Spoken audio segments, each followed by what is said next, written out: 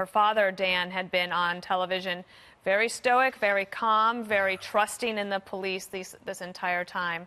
And it's certainly not the result they wanted. No, I mean, this is I just said to you, every parent's worst nightmare. This is every human being's worst nightmare. I mean, this is an innocent young woman with her whole life ahead of her, never take another breath of oxygen again because of what this man's alleged to have done.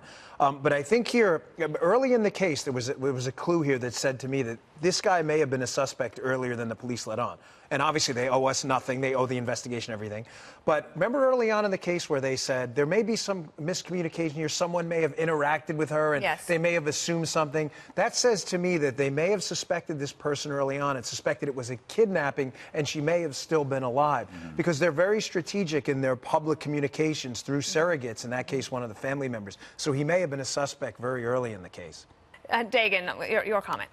No, this is something that resonates with every parent, every mother, father, sister, brother, everybody across this country. And people will be asking over the dinner table tonight, why was this man in this country?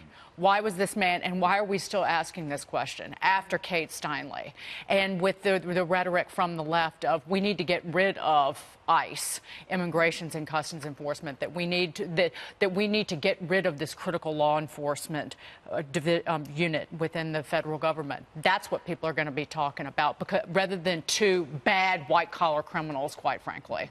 I don't think that's right. I mean, we've had a major day of breaking news in terms of what I think are building blocks that are leading towards what I expect to be a tumultuous, stormy end of this month and beginning of September for the President of the United States. And I don't know how you can exceed that. You know, the horror that young woman went through in Iowa is not to be understated. But what we're seeing is it's becoming politicized, much like the Kate Steinle case was politicized. And I remember when people were so disappointed that a jury found that the man who was involved with her murder was not convicted of anything except, was he convicted of manslaughter maybe? I don't know. But he was not convicted of murder. I remember. And so what we're looking at, though, I think, is the politics of it. And the politics of it play in a way that I think you're going to see tonight. The president focus again on immigration. That was long stated. His theme going into the midterms is what he wants to focus on and stir up his base. And I imagine this will play too. But the thing is, if he's right, if an incident courtrooms occurs that actually is part of something that you've been talking about, that's not about playing into your base or saying, hey, hey, hey, I'm right. It's actually just saying, like, this is a concern. Like, people confuse concern with politics. Like, if you could actually be concerned about about preventing such things like this happening, that's not a political stance. It's saying, like, this is a problem. The other thing about the Kate Steinle murderer, I guess I don't know if I can call him that because I don't remember what he was found guilty of. Like a deflected bullet. He was deported several times and had returned. We don't know that about Christian Rivera. Yeah, I mean, we know he was here illegally, but I don't know if he was back and forth or if he had a record. I agree with you, Greg. And Juan, I think you're reading this all wrong. It's not politicizing an issue for American parents and people who have friends and neighbors to look at a case like this and say, listen, let's just look at this rationally. Yes, not every person who enters the country illegally is going to go on to commit other crimes. Matter of fact, very few will. I concede that point. The bottom line is 100% should not have been here.